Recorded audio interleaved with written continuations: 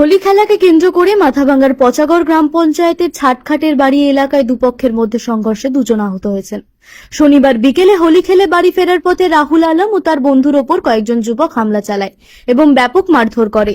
রাহুলের মাথা ফেটে যায়, এরপর তাকে মাথাভাঙ্গা মহকুমা হাসপাতালে ভর্তি করা হয়। রাহুল থানায় লিখিত অভিযোগ দায়ের করেছেন। খবর পেয়ে মাথাভাঙ্গা থানার পুলিশ ঘটনাস্থলে পৌঁছে তদন্ত শুরু করেছে। তবে এখনো পর্যন্ত কাউকে গ্রেপ্তার করা যায়নি বলে পুলিশ সূত্রে জানা গেছে।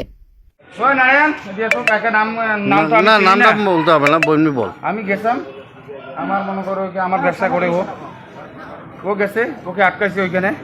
তা আমি গেছি, আমাকে ধরে মারছে, মাথা মুথে ফাটাইছে, মোবাইল টোবাইল আমার সব চিন্তাই করছে। টাকা পয়সা ছিল পকেটে, 1 টাকাও নেই পকেটে, মোবাইল টোবাইল সব ছিল।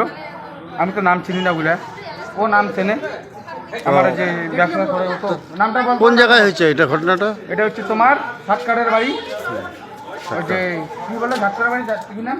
সাতকাটের বাড়ি বলে, 12 নম্বর ওয়ার্ডে 12 নম্বর ওয়ার্ডে পরে সাতকাটের বাড়ি। হ্যাঁ। তোর নাম কি? তোর নাম কি? আমার নাম রাহুল আলম।